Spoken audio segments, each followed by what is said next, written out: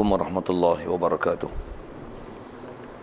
الحمد لله رب العالمين والصلاة والسلام على أشرف الأنبياء والمرسلين وعلى آله وصحبه أجمعين. سبحانك لا علم لنا إلا ما علمتنا إنك أنت العليم الحكيم. لا حول ولا قوة إلا بالله العلي العظيم. رب اشرح لي صدري ويسر لي أمري واحلل عقدة من لساني يفقهوا قولي. اللهم افتح علينا بفتوح العارفين بك. اللهم اجعلنا من الذين يستمعون القول فيتبعون أحسنه. اللهم علمنا بما جهلنا وانفعنا بما علمتنا وزدنا علما نافعا يا رب العالمين. قال الشيخ المصنف رحمه الله تعالى ونفعنا به وبعلومه في الدارين آمين.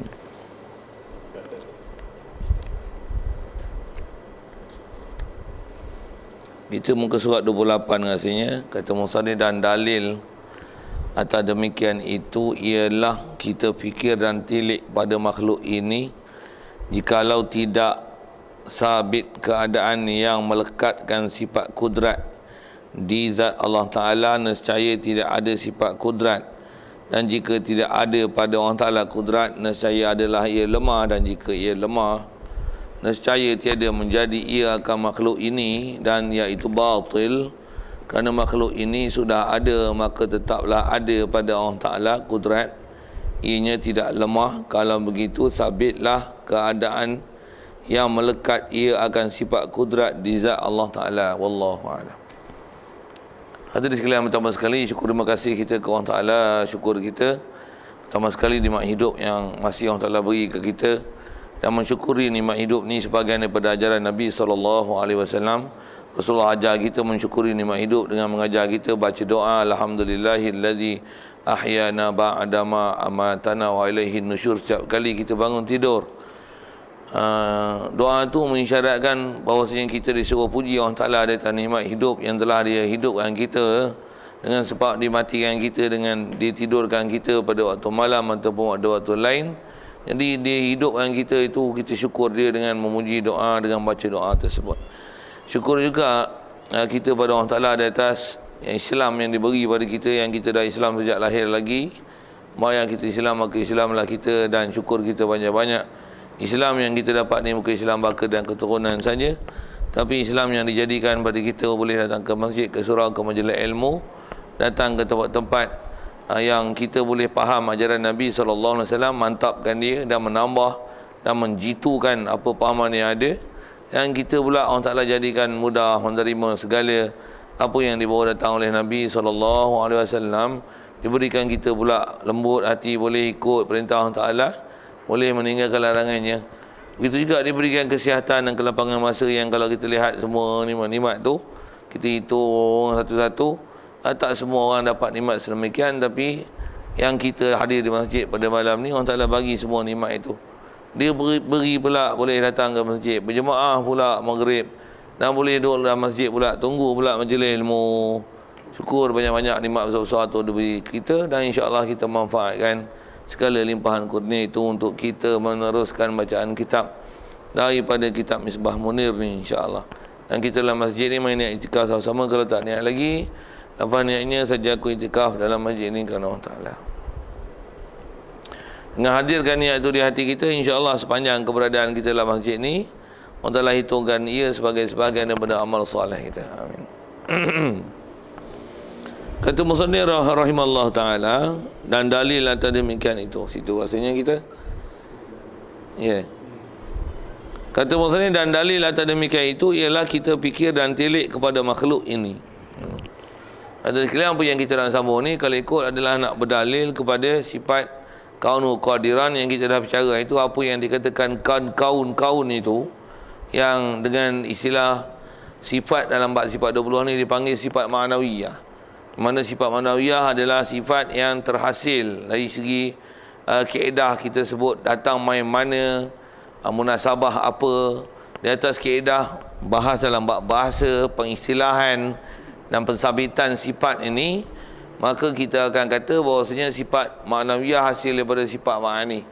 Walaupun mustahil pada Allah Ta'ala untuk sesuatu sifat itu hasil daripada satu sifat yang lain, memang menyentuh realitinya. Cuma kita bahas dalam bab kitab ni ialah bahas dari sudut kaedah penakkulan, kaedah berfikir. Yang mana kalau kita menerima konsep Allah Ta'ala kuasa, dah ada kudrat, tentulah dia qadir, yang kita dah belajar panjang itu. Antaranya bila kita sebut Allah Ta'ala dia ada ilmu, tentu dia digelar dengan Tuhan yang alim. Pasal apa kata alim? Pasal ada ilmu. Jadi ada ilmu nak panggil apa ke dia? Alim. Jadi dua perkara yang berlaziman. Dan juga ada kita sambil-sambilkan itu dengan bahasa Inggerisnya, yang dengan kita belajar sifat 20 ni, kalau ikut ada 7 sifat ma'nawiyah, yang 7 sifat ma'nawiyah itu adalah talazum, dia berlaziman. Sabit sifat ma'ani, sifat itu adalah sesuatu perkara yang ada di zat.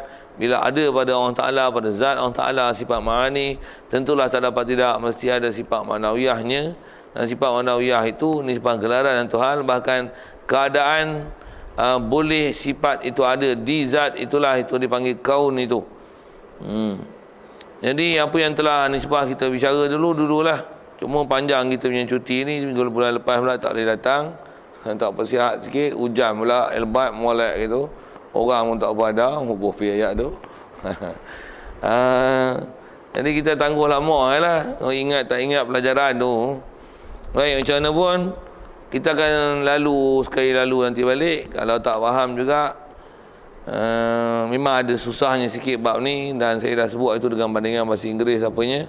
Macam mana pun nisbah intikad, kalau kita dah memang sabit intikad antara tu, ada sifat kuasa pada dia, ada kehendak pada dia, ada ilmu pada dia, ada sifat hidup pada dia, dia mendengar, dia ada sifat dengar, sifat lihat, sifat kata. Cantiklah intikad kita ke Allah Ta'ala tu. Yang bila lazim lah, yang kita nak ambil faham pada ma'nawiyah ni ialah bila dah lazim sifat ma'ani, tentulah ma'nawiyah. Yang saya ada buat bandingan dengan bahasa Inggeris itu, kalau nisbah kita lah, kita sebut bahasa Inggeris sedang, kalau dia drive, tentulah bila dia drive, kita panggil dia driver. Bila dia boleh blend, kita panggil blender. Bila dia boleh cook, kita panggil rice cooker. Macam tu lah. Apa saja tu kaedah bahasa Inggeris. Bagi setiap verb dia, setiap yang membuat verb itu, kita buat ER kan. Bila kita nak print dalam komputer, kita pakai printer. Printer tu, siapa panggil printer? Dah print adalah verb dia, tentulah alat yang boleh print dia panggil printer. Itu kaedah bahasa Inggeris. Sama format kaedah bahasa dalam bahasa Arab, cuma tuan-tuan tak biasa ngaji Arab, dia berpindah sikit lah nak hasilkan kalimah Arab itu. Itu yang ulama kita suruh hafal tu. Kudrat, kaunuhu qadiran, iradat, kaunuhu muridan, ilmu, kaunuhu aliman, hayat, kaunuhu hayyan, sama, kaunuhu basiran, basar, kaunuhu sama, kaunuhu sami'an, basar, kaunuhu basiran, kalam, kaunuhu mutakaliman. Dia suruh kita hafal. Pasal kita nak keluarkan bahasa kita sendiri dengan kemampuan Arab yang ada pada kita. Apalah Arab yang ada kat kita. Kalau saya ngaji juga. Kalau kata kita tak mengaji, memang tak boleh buat sendiri. Satu, kita menjalani kaedah belajar bab akidah ni mengikut Abu Mansur Maturidi. Pasal dia sebut ma'ani ma'nawiyah kena belajar sama. Pasal jangan ternafi salah satu daripada keduanya, kerana keduanya adalah talazum. Bahkan sifat ma'ani dia memang sabit, mesti, tak dapat tidak, langsung tak boleh dinafikan daripada Allah Ta'ala. Baik. Jadi di sebuah bicara tu dah lepas lah. Kita nak sambung ni dalil. Apa dalil kata ada ma'nawiyah? Sedangkan yang kita bicara yang lepas adalah ma'ani. Jadi kenapa mesti ada ma'nawiyah? Yang ni tengok, dia nak berdalil. Dalil yang demikian itu ialah kita fikir telik. Dan dalil dalam kitab Tauhid ni memang kebanyakannya disuruh kita fikir dan telik. Disuruh kita gunakan keupayaan akal dan penaklukan akal untuk menilai bab akidah yang ada. Walaupun ada Quran, tapi diajar kita dengan kaedah-kaedah akidah ni yang tepat betul dengan ahli sunnah wal jamaah. Diajar dengan kaedah fikir dan telik, penaklukan akal. Sikit bahasa itu. Apa penaklukan akal ni? Fikir telik. Telik pun apa maksud telik? Perhatilah. Istilah telik ni maksudnya tengok sesuatu dengan mengamati dan mengkaji sesuatu. Itu istilah telik. Jadi kita telik lah, nak fikir dengan akal. Nak telik ke siapa? Tak telik, tak dapat tidak, mesti tengok ke makhluk. Apa bukti orang Ta'ala ada? Kaunuhu ni. Tengok cara dia cakap. Jikalau tak sabit keadaan yang melekatkan kudrat di zat. Kalaulah tak ada hal mensabitkan sifat kudrat di zat. Pasal kita bicara dulu takrifan diberi Allah zat. Bila sebut kudrat tu sifat dia. Tak dapat tidak mestilah ada sifat kudrat di zat. Jadi kalau sebut dengan istilah sifat itu mestilah ada sifat di zat. Jadi seolah-olahnya sifat ni satu perkara yang asing daripada zat. Sedangkan kita juga dah bicara dulu, sifat dan zat ni memang sebenarnya realitinya sama, tapi pandang pada bab definisi. Dia adalah sesuatu yang berlainan, kerana sifat sesuatu yang ada di zat. Zat adalah diri sesuatu perkara.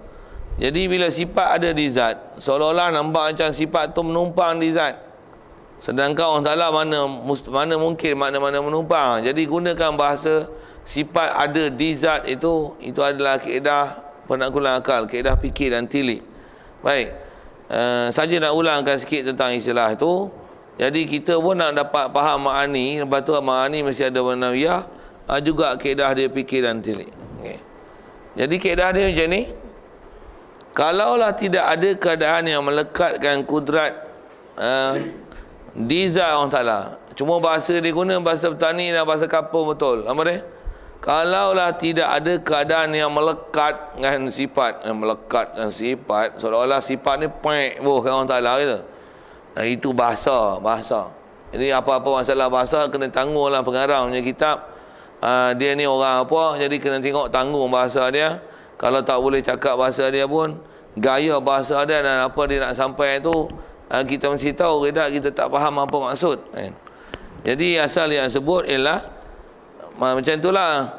Apa dia?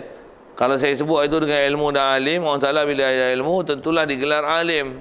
Kenapa digelar alim? Kerana ada ilmu. Jadi mesti tak dapat tidak ada satu keadaan yang mesti disabitkan ilmu kepada seseorang. Kalau kita bicara orang, kepada sesuatu.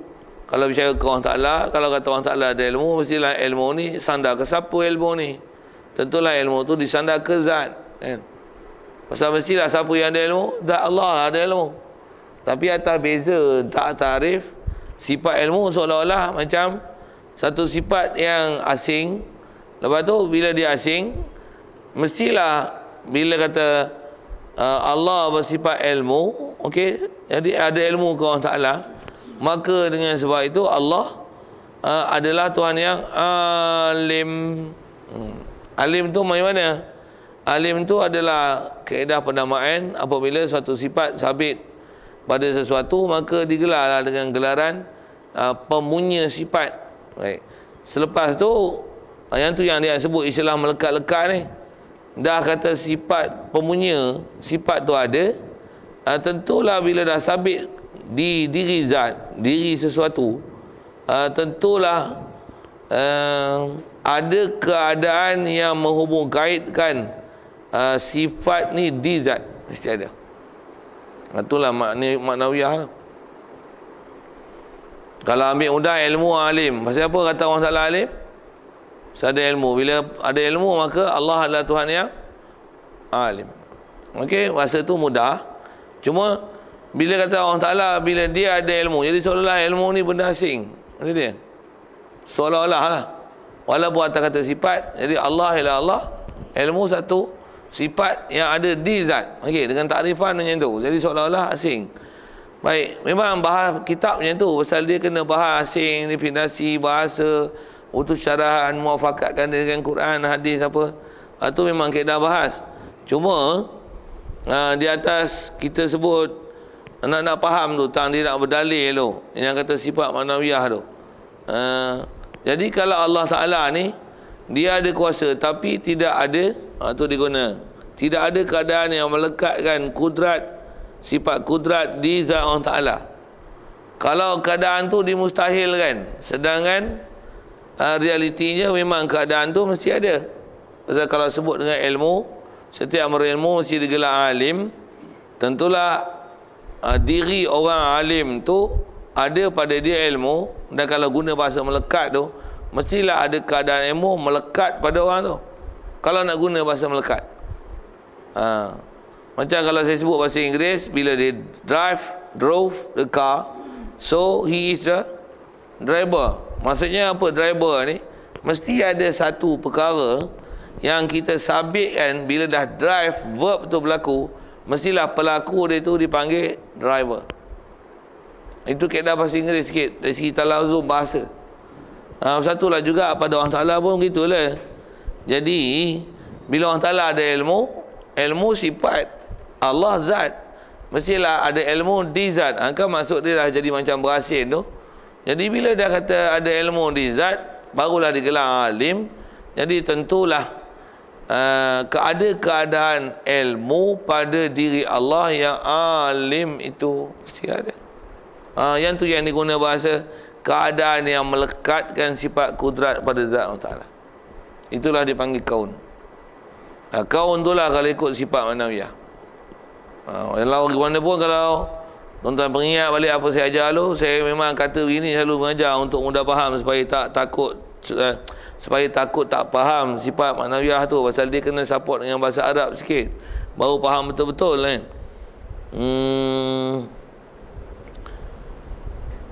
Jadi atas kita kata sifat kudrat ni memang sabit ke Allah Ta'ala. Jadi kalau saya contohkan itu dengan mudah dengan ilmu, bila sabit ilmu tentulah digelar alim. Okey, yang tu adalah gelaran. Bila sabit gelar alim, tentulah ada keadaan ilmu pada diri yang alim itu. Itulah. Baik, jadi dikata kalau tak ada sabit keadaan yang melekatkan sifat di kudrat, sifat kudrat di zat Allah Ta'ala, nescaya tidak ada sifat kudrat lah. Pasal nak sabit sifat kudrat, mesti ada kaun qadiran, barulah sabit Allah bersifat kudrat. Yang ni pun kalau tuan-tuan agak berat sikit, memang dia ada bahas berat sikit, pasal dia mengajar kaedah berfikir dan rasional dari segi logik. Pandang pada sudut mesti ada kewujudan sifat. Macam saya sebut dengan bahasa logik tak logik pun, memang itu bahasa dah pakai tu. Bila di drive itu present tense. She drove the car, so she is a driver. Macam mana boleh faham driver? Ya, mestilah ada keadaan drive yang melekatkan. Drive tu dekat. Kalau saya bagi contoh, she tu perempuan lah, he lah. Mesti ada keadaan yang melekatkan drive tu kepada yang bawa kereta. Barulah dipanggil driver. Boleh faham tak saya cakap itu? Boleh tak? Susah. Keduk tidur ingat hujan memang benda tu susah sikit. Pasal bahas-bahas macam ni dalam bab-bab sifat 20 ni tentu susah sikit tu. Pasal cara memaham ni adalah cara memaham Quran. Pasal Quran bahasa Arab ni. Jadi bila bahasa Arab, nak faham Arab mesti pakai bahasa. Satu saya syarah dengan bahasa Inggeris, pasal bahasa Inggeris pun bahasa. Syarah dengan bahasa Melayu boleh bahasa Melayu, tapi bahasa Melayu ni tata bahasa yang dia sebut dalam bentuk akidah macam ni supaya jangan dinafi pada Allah Ta'ala, yang bila sabit kudrat mestilah ada pada dia kaunu qadiran. Dia kita nak belajar tu. Jangan dinafi tu. Jadi tak dapat tidak untuk memaham dengan tu mesti bahas dengan sudut bahasa baru boleh faham. Satu saya syarah sekali ulang-ulang sebut kudrat, qadir, ilmu, alim. Siapa tu? Untuk memahirkan hubungan antara sifat dengan zat. Dan sifat dah zat mesti si zat tu bersifat dengan sifat demikian, tak dapat tidak mestilah ada istilahnya hubung kait, perkaitan. Itu diguna ada perkara yang melekatkan sifat ilmu di zat. Mesti ada. Kalau sebut alim mesti ada ilmu, dan ilmu tu mesti ada satu hal yang sabit di zat. Barulah dipanggil orang yang berilmu. Berilmu. Itu saya urai dengan bahasa Malaysia. Jadi kalau dengan kaedah bahasa kitab disebut gini lah. Allah Ta'ala bila ada kudrat tentulah digelar dengan qadir, tentulah ada kaunuhu qadiran. Siap. Jadi kalau Allah Ta'ala tak kaunu qadiran, nescaya tidak ada sifat kudrat. Pasal bila dia tak ada kaunu qadiran, bila keadaan kaun tu dinafi, maksudnya tak sabit pada dia ilmu. Kalau kata tak sabit pada ilmu, tak sabitlah kudrat. Jadi kalau qadiran, kalau kudrat lah. Kalau ilmu, kalau kata orang Ta'ala ni dia kaunu aliman, nafikan kaunu aliman, maksudnya menafikan adanya ilmu pada orang Ta'ala. Mana boleh nafi? Pasal dua tu berlaziman. Boleh tak saya sebut ini? Dia driver tapi dia tak boleh drive. Okey tak? Nak gila gitu. Tentang saya cakap pasal orang putih tu, boleh faham tak? Driver dengan drive faham tak? Itu tanya banyak kali tak? Boleh tak? Dia driver tapi he cannot drive the car. Okey tak? Gila. Boleh tak orang Ta'ala alim tapi tak ada ilmu? Okey tak? Gila tu. Jadi kalau kata menafikan kaunu alim, maksudnya menafikan ilmu. Sedangkan sabit ilmu pada Allah Ta'ala. Okay. Itu kalau ilmu. Jadi buat kudrat, kalau menafikan keadaan ya Allah Ta'ala kudrat, itu cuma bahasa dia pakai itulah, bahasa melekatkan tu. Cuma bahasa tu bahasa petani. Okay? Tujuan dia pun untuk bagi faham. Jadi jangan contoh-contoh saya sebut dengan bahasa Melayu, saya Inggeris sikit tu, kok boleh membantu untuk cari kaedah macam mana nak faham apa dia sebut ni. Yang tu yang pembahasan Ma'ani Manawiyah tu. Jadi keadaan yang melekatkan sifat kudrat di zat. Baik, kalau lah keadaan ni tak ada kudrat saja, tapi kudrat tu macam mana dia boleh ada di zat. Tak pernah kita sabit perkara tu, nescaya tidak ada sifat kudrat. Nescaya kudrat tak ada. Pasal dah kaunuhu ternafi, maka ternafilah kudrat.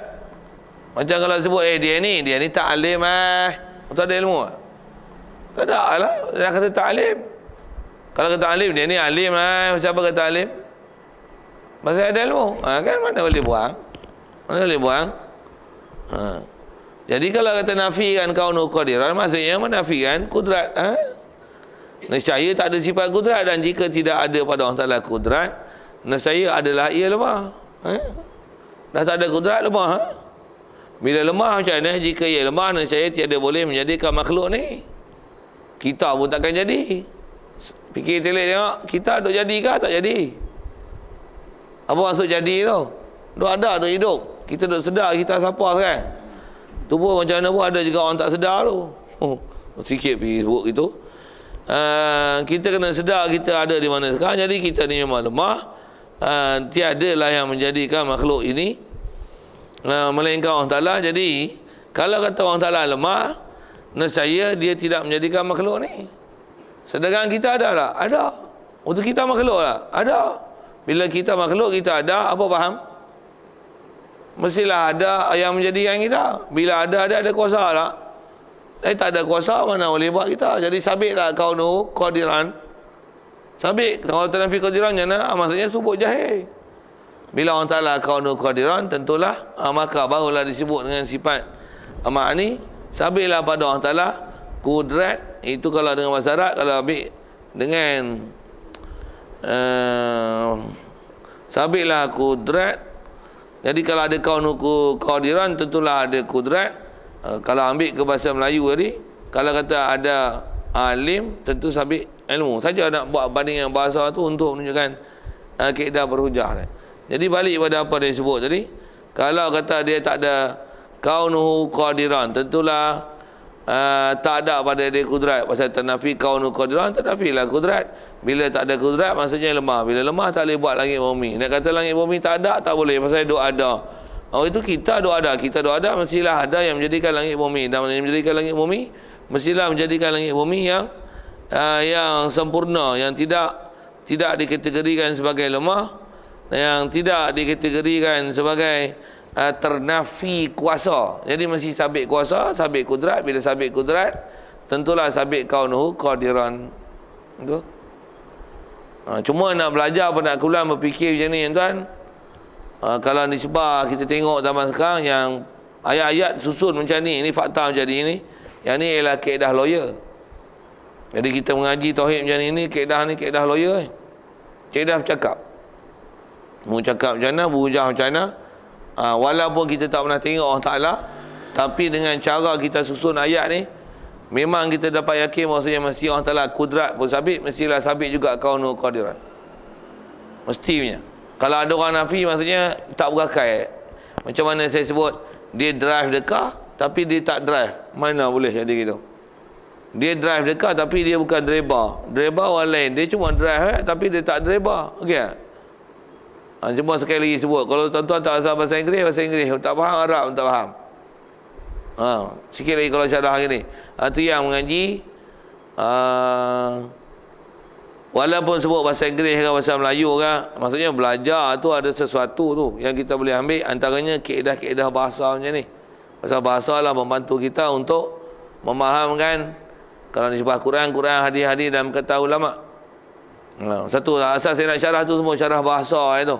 Sikit lagi kalau sebut bahasa tuan-tuan. Ada dalam Quran Allah Taala fokus sini, wa ma arsalna mir rasulin illa bilisani qaumihi la'allahum yatadhakkarun. Bunyi gitu rasanya. Wa ma arsalna mir rasulin illa bilisani qaumi. Allah Taala dia tak hantar mana-mana rasul, satu rasul pun dia tak hantar melainkan hantaran rasul yang dia nak beri itu mestilah dihantar bilisani qaumi, dengan bahasa kaumnya. Jadi kita belajar ni bahasa Arab. Tentulah kaum Arab memahami Arab. Satu bila turun dengan bahasa Arab dengan kesusasteraan Arab, maka Arab-Arab yang pakar-pakar Arab pun selenda angkat tangan. Sikit nak syarah kot tu pasal apa? Pasal nak sebut bahasa. Jadi Allah Ta'ala bila dia kata innallaha ala kulli syai'in qadir. Qadir tu bukan kudrat. Qadir tu maksudnya yang kuasa. Bila dia ialah Tuhan yang kuasa, ada tak kuasa pada dia? Bila dia qadir, kaunu qadiran, tentulah ada sifat kudrat. Itu nak cerita tu. Jadi bila kata ada kaunu qadiran, maulah ada sifat sabit kudrat. Bila kudrat mesti ada kaunu qadiran, mesti dua benda berlaziman, tak boleh nak ternafi. Ternafi satu, maka dia akan menyebabkan jadi mustahil. Jadi bila kata tak boleh ada keadaan yang menjadi, maksudnya lemah. Bila lemah tak jadi alam. Sedangkan ada ke alam ni? Ada. Tu betul ke cara berfikir ni? Tak, batil. Jadi bila batil, apa yang sepatutnya nak i'tiqad? Wajib i'tiqad bahasanya kalau disebab kita bicara ni, bila Allah Ta'ala ada sabit kudrat, tentulah sabit pada dia kaunuhu qadiran.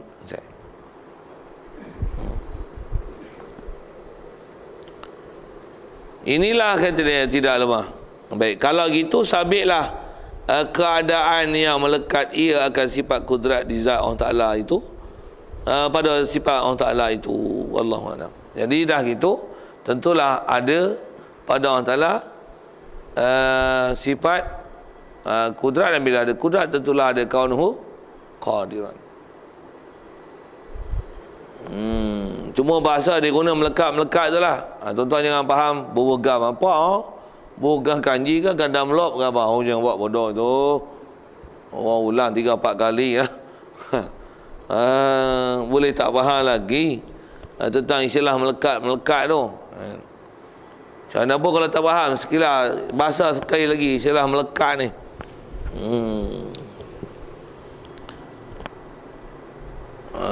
Masa macam mana pun nak sebut kadang bahasa melekat tu. Melekat ni ialah satu fenomena apa sebut. Jadi kalau yang ni bag ni color hitam, betul? Kalau kaedah bahasa ulama-ulama dulu digunakan warna ni sebagai unsur sifat. Bila bag ni warna hitam, mana bag? Tak kerti nak tunjuk? Inilah bag. Saya baik pandai. Inilah bag. Mana hitam? Bukan hitam dengan bag tu asing-asing. Kalau atas bahasa lain, bag ialah bag, hitam ialah warna. Tapi bila tengok ni, tengok bag ke tengok hitam? Tengok dua-dua sekali. Tengok bag yang warna hitam, mana boleh tengok bag saja. Tengok bag saja tak ada hitam, okey tak?